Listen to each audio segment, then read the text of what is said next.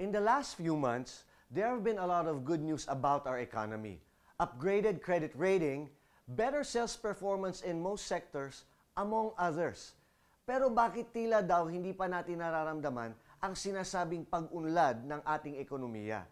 Nagkukulang nga ba ang gobyerno o baka naman nasa atin din ang problema?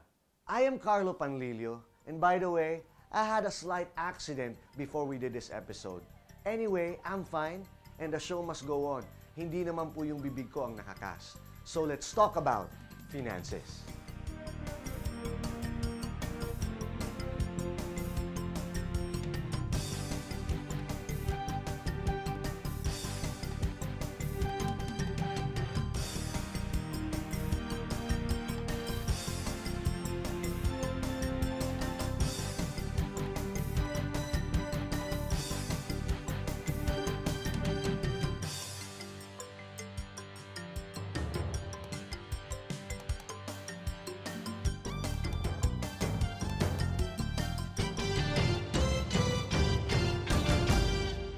Sa pinakahuling survey na ginawa ng social weather stations, 47% ng mga Pinoy daw ang nagsasabing sila ay mahirap.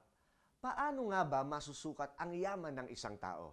Nakausap namin si Dr. Louie Dumlao ng Ateneo School of Economics. According to government definition, which is a technical definition, in terms of, if we just define poverty in terms of income, that would be everyone living at around 5,400 pesos per month for a family of 5. It would compute to each member of the family having less than $1 per day. Ayun ang budget nila. According to government data, 28% of Filipinos live with a budget of less than 40 pesos per day. We'll have a very small middle income earners.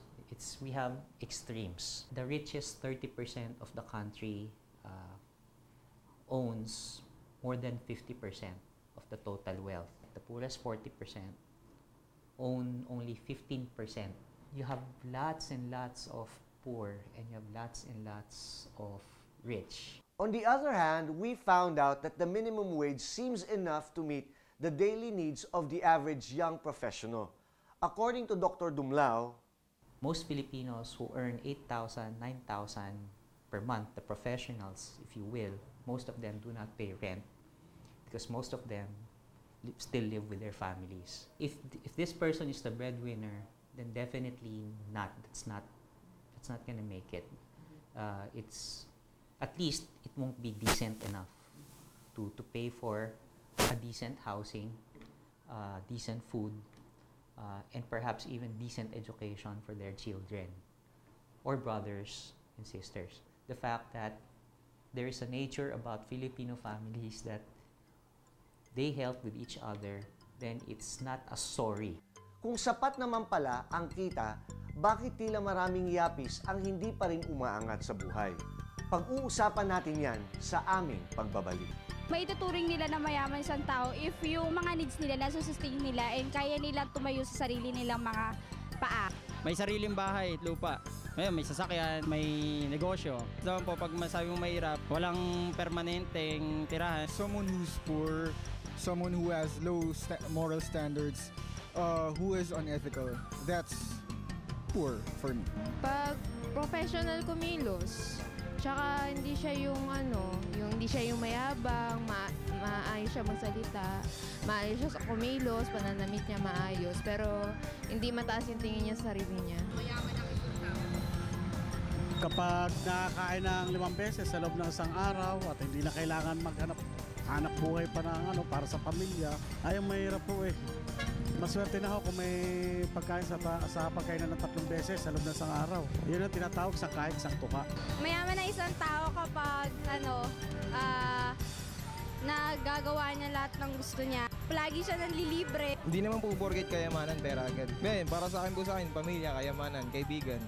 Mahirap po siguro yung masama yung ugali kasi walang kaibigan. Sino yung mayayaman? Siyempre may merong mga negosyong malalaki, ganyan. Yung mga poor, actually wala namang poor, kaya lang tayo na nagpapahirap sa sarili natin eh.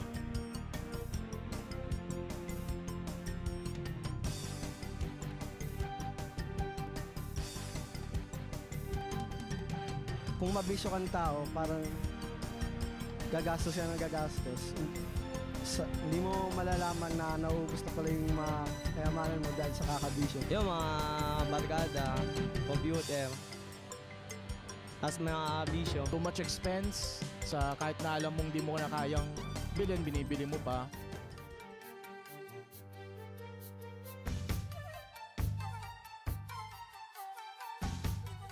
In most cities in the country, young professionals generally have begun earning well for themselves. But while most of them have the latest gadgets and lots of spending money, many of them do not have money for emergencies or other investments. What's worse, they are deep in debt. Marami sa kanila ang lubog sa utang. The banks have that data, which fortunately they don't share. Okay, but there is a pattern across countries everywhere. Generally speaking, 20-year-olds, the mid-20-year-olds are generally in debt. Per 1 peso income, they spend 1 peso 30 cents, which means they are in debt 30 centavos per 1 peso income. Ayun po ang malaking problema. Marami pala sa mga yapis natin ang hindi marunong humawak o mag-manage ng kanilang pera. We spoke with Mr. Francisco Colayco, author and one of the country's best financial experts. He mentioned several factors why young professionals are struggling financially. Mindset eh. Ang tingin ko mindset, sa atin, we earn to spend. Pag ako nagtatrabaho na, makakabili na ako nito. Magsisave ako para bilhin ko. Wala tayong savings concept. Gusto natin instant gratification. Yung bang, pag ako nagtrabaho, kailangan makuha ko agad. Yung parang yung jackpot agad, di ba? Nagtrabaho, dapat reward din ako agad. Instant reward. Wala sa atin yung perseverance, yung bang mag-i-invest ako ng time, panahon, lalago yan. Ang Pilipino, kung nabubuhay sa 1,000, dagdagan mo ng another 100, gagasasin niya 1,200 na. Kasi nakita niya, ay kaya ko palang kumita eh. Yung mindset natin, yung unahin yung wants. We don't want to invest to get our wants. But not realizing that if we do that, we're hacking our future. In addition, we spoke with book author Oliver Valvieja. Sabi niya, may ugali tayong mga Pinoy na kailangang bantayan. Sinasabi ng isang tao sa kanyang sarili palagi na hindi ko to kaya, mahirap to, mahirap lang kami. Pinapalakas na ng gusto yung mahirap sa kanyang puso't isipan. Yung poverty self niya, yun ang kanyang pinapaunlad. Ang nature ng poverty character is doubt, fear, greed, selfishness. Laging takot. Pakinggan mo yung sarili mo tuwing ikaw lang mag-isa, tuwing malungkot ka. At kung ano yung madalas mong sinasabi, yun ang pinapakain mo sa iyong, what I call the money character mo. Oliver also pointed out the role that society and media play in shaping our mindset regarding our finances. The world and everyone has been educated to look for the wealth outside. Meaning to say, if you have, it's about having. If you have the car, the business, the houses, the bank account, then you are rich. And so they would equate themselves into their wealth. I am my money. That's actually the statement of this generation. I am my money. And if I don't have money, then I lose myself. I am nothing. This generation needs to understand that they should not tie themselves up to the wealth. That's one of the wrong emphasis of this generation. And we were conditioned via the media and everything else to associate that kind of thought, that if I have the wealth, I am rich. And if I don't have the wealth, I am poor. That is so sad, but true. We have allowed ourselves to believe the lie that if we want to have value or worth, we have to have riches. But how should we really view our finances, our wealth?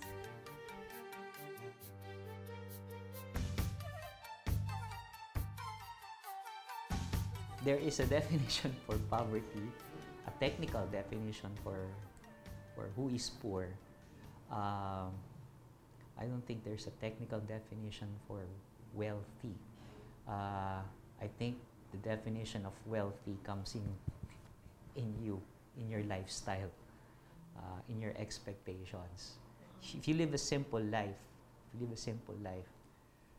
there's no reason for you to think you're not wealthy enough. And if you live an extravagant life, there's no such thing as wealthy enough. You're always going to be poor in your mind. I found an article. It's called An Interview with God. I don't remember now who the author is. But God was asked, who is rich? Who is wealthy? And sabi niya, rich is not the one who owns the most. Rich is the one who needs the least. Very profound, di ba? Because what kills most of us is our lifestyle. Your lifestyle is your choice. Wealth is not just money. Wealth is know-how, intellect, pawis, mindset, all your resources combined forms your wealth. So what you do with that is your choice. The secret is making wise, informed choices. Next, we will look into what is being done to teach people how to make intelligent financial decisions. Dahil kulang nga po yung kinikita ko araw-araw. Wala po akong ipon. Opo, save po ako. Natuto na lang po kasi kailangan po. Para po sa allowance ko sa studies. For the rainy days na rin, pag nagkulang one day, yun, dun ko lang sinesave. Not particularly any luxurious item or gadget. Nagsisave po ako pagka galing po sa baon. Pagka hindi po ako makahingi sa parents ko, yun po yung gagamitin ko.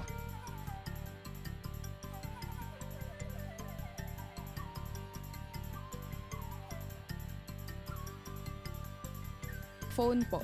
I bought it with my salary as an SK chairman like 3 years ago. Opo. Because of my favorite author po kasi. Limited edition yung libro, so I really bought it po talaga. Kotse, nangingi sa mami at daddy. Pinag-ipunan ng mahabang panahon. Bumili po ako ng iPad Shuffle for from the scholarship money po, na sobra po.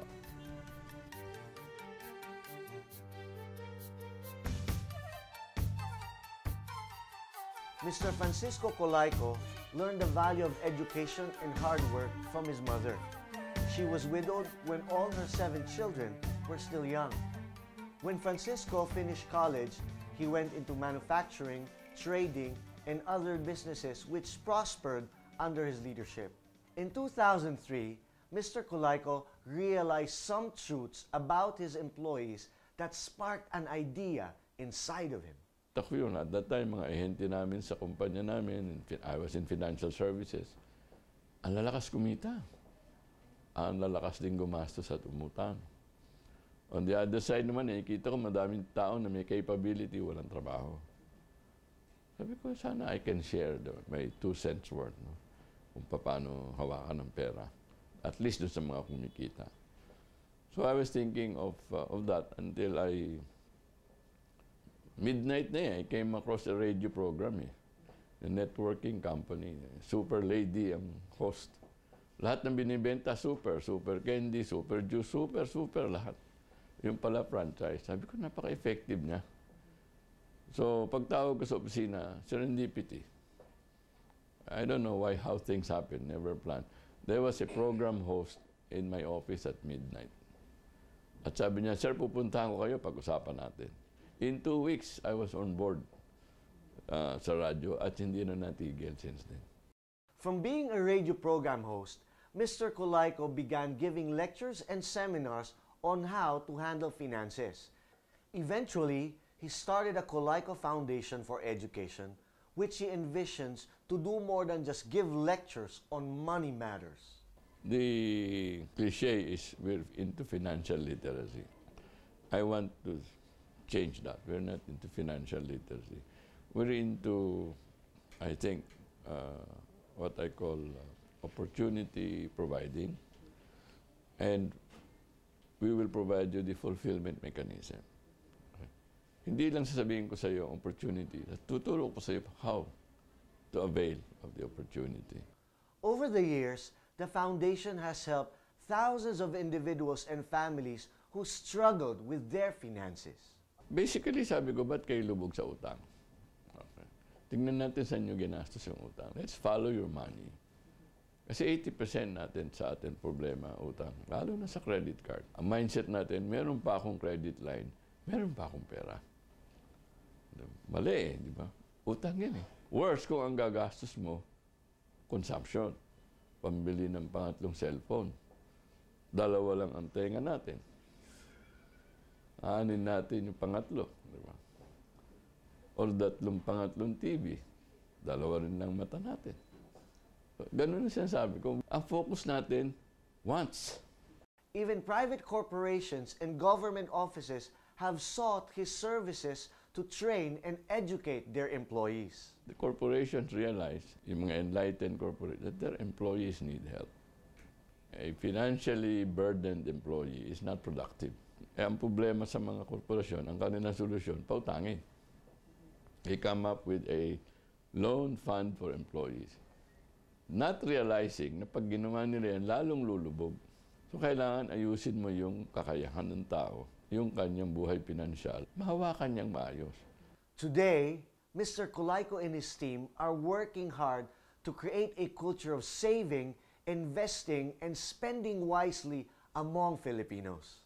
Eventually, sabi ko nga sa mga tao, we should be perceived as an institution of personal finance that they can go to. We should be a go-to organization. May problema ka, gusto mong grow out of debt, gusto mong mag-save, come up with a roadmap, savings plan for wedding of your children, house, lahat. For every purpose, we should have a roadmap. Meron nag-aalok na investment. Tatanong ko muna sa Colayco, baka palpak yan, illegal yan, o tama ba yan? One aspect lang na gusto ko sana maka-impact sa tao is yung tinatawag naming good program. Grow out of debt. Hindi get out of debt. Grow out of debt. Kung ikaw, ordinary employee, kung nakatanggap ka ng threatening demand letter sa kung sino-sino, tatakbuhan mo. Samantalang, meron kami mga experience dito na 120,000 na utang sa credit card. Mahigit pa. Noong tinulungan namin mag-negotiate, tigil na yung credit card, etc., etc. Yung 120, magkano bumaba? 40. 40 na lang. Nag-schedule over 2-3 years. Yung binabayad mong 11,000 a month, nabawasan. So after 2 years, nabayaran niya lahat, meron na siyang additional 11,000 sa buhay niya. So yun, nakatulong kami. Those are the things we want to do. Practical, something that may impact sa buhay. We laud Mr. Francisco Colayco for his vision and passion to help fellow Filipinos. There are other institutions and organizations who offer help with investments and financial growth, but we suggest that you check them out very carefully too. Next, we will meet a young man who trusted people too much and paid dearly for his mistakes. Siguro business na lang po, may income pa rin na pera. At saka yung iba naman po, i-donate ko na sa mga mahirap. Tutulungan ko yung mga kalugar ko ron sa amin. Pamilya ko, siyempre. Unahin ko pamilya ko, ma'am. Pang nanegosyo ko, computer shop. Patok sa estudyante kasi at sa mga kabataan.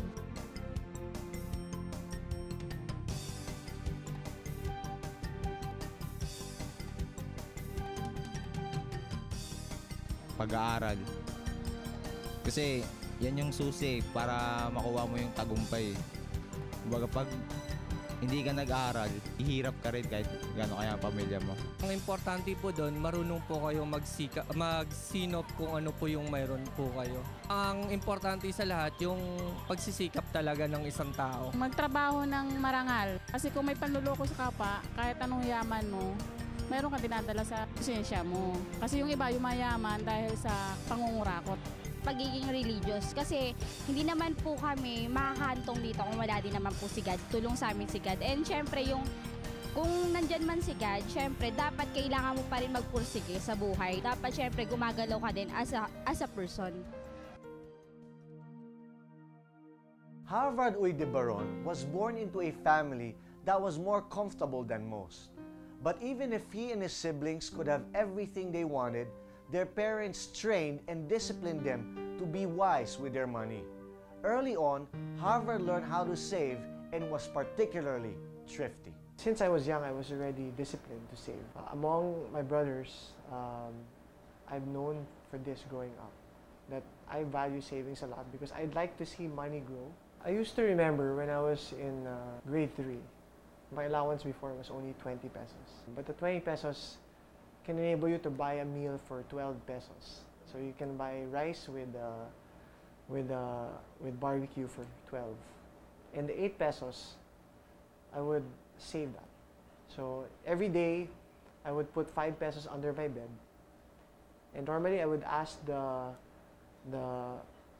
cashier to give me a nice one, a nice 5 peso one.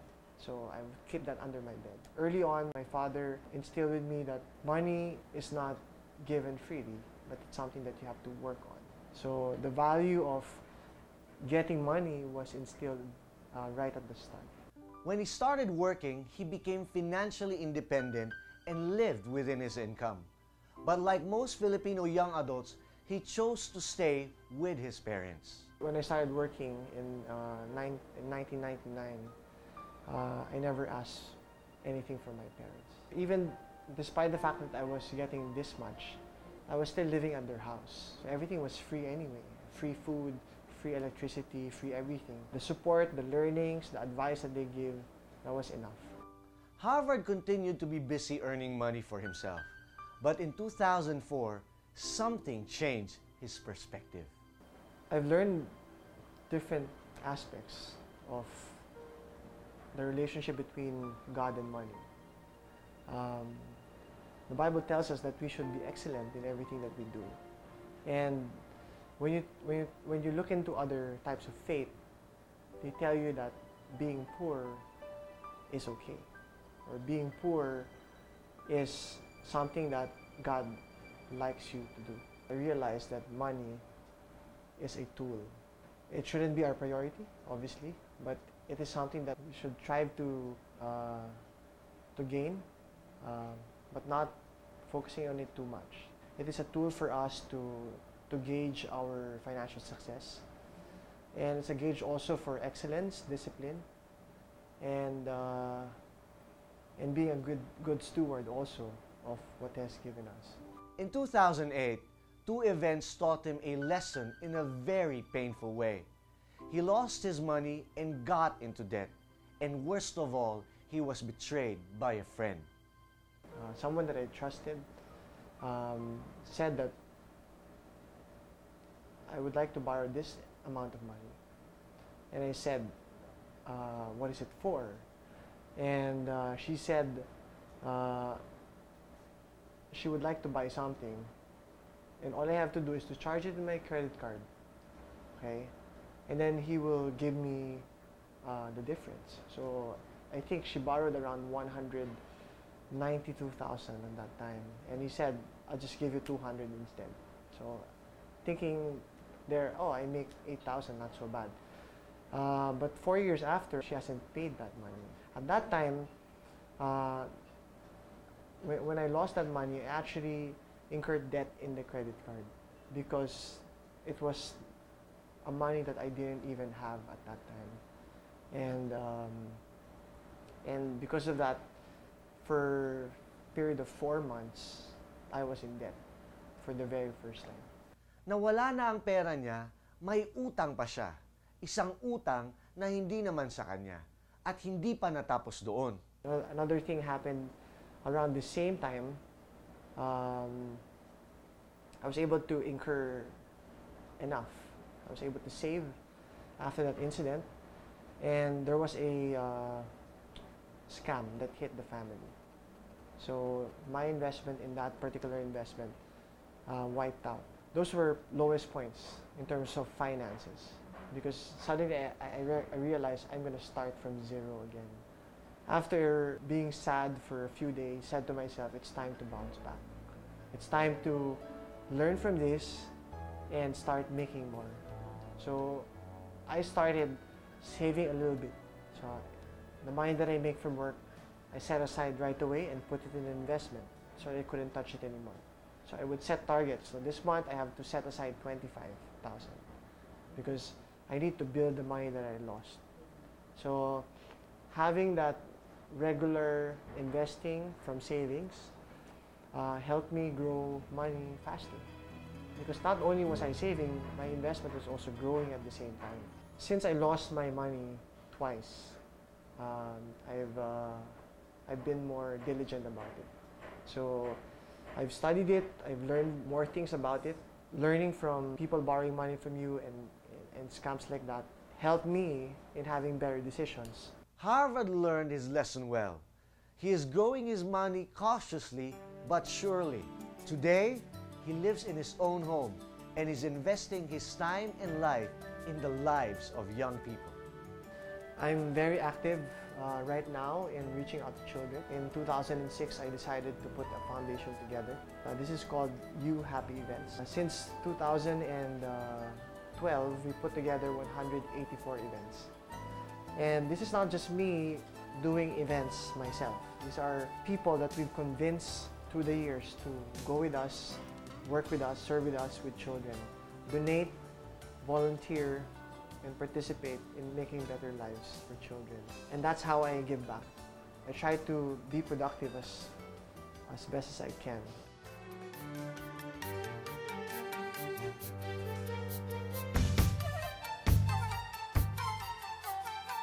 Because our money troubles don't come overnight, the solutions will not come overnight either. It will take a while for all of us to learn how we manage our finances. But we do believe that today may be the day for us to change our perspectives, the way we view saving, spending, investing. What I'm saying when I save is save it something for the future, invest. Invest in yourself. Invest in yourself, that means go to graduate school. Study more, study longer. Invest in yourself, invest. Buy books, read more. Okay? Pick up your technical knowledge, pick up your human capital. Save to invest. Invest probably in your mom and pop's sari-sari store. That's saving to enlarge the future wealth. Or if it's in the stock market, if you save, stop playing around. Pick a stock, you commit to it, and then you invest on it. So whatever we earn, we must grow. Whatever we grow, we must protect. Whatever we have and grown and protect, we must spend wisely so that in the end, we can share. Kung malalaman lang natin na pag-aari ng Panginoon ang lahat ng bagay. In fact, pag-aari niya ang bagay na ipinagkatiwala niya sa'yo. In fact, pag-aari niya ang buhay mo. So, kung maiintindihan mo yun, magbabago ang pananaw mo sa mga yaman mo. Suddenly, alam mo na ang yaman mo is something that can be increased or decreased not by you, but by someone more sovereign, powerful than you. And God is most interested about you, for He has let His Son to die on your behalf. And He gave whatever belongs to His Son to you, because whatever belongs to you has been given to His Son. Pag nahagilap mo yung yaman ng Panginoon, which is the Lord Jesus Christ, I think darating sa iyong pag-unlad. There is no question that God wants us to experience a prosperous and abundant life. Jesus said, I have come that they might have life and that they might have life more abundantly. But how do we experience that kind of life? I believe that finances and prosperity has always been an issue of stewardship and faithfulness. Ang tanong, mapagkakatiwalaan ba tayo? God will give us money according to our growing ability to make use of it according to His purposes. Gumaganda na ang ekonomiya ng ating bansa. Hindi na actually problema ang kakulangan at kawalan ng salapi, kundi kung paano natin pakaiingatan at palalaguin ang kayamanang pinagkatiwala sa atin. Imagine that all your finances and all your wealth are encapsulated in these 3 seeds. We can consume all 3 seeds at once and thereby wala nang matitira sa atin. Or we can just consume 2 of it to satisfy our needs and then leave that one and plant it so that it can grow and multiply. If Jesus had your finances today, what would Jesus do?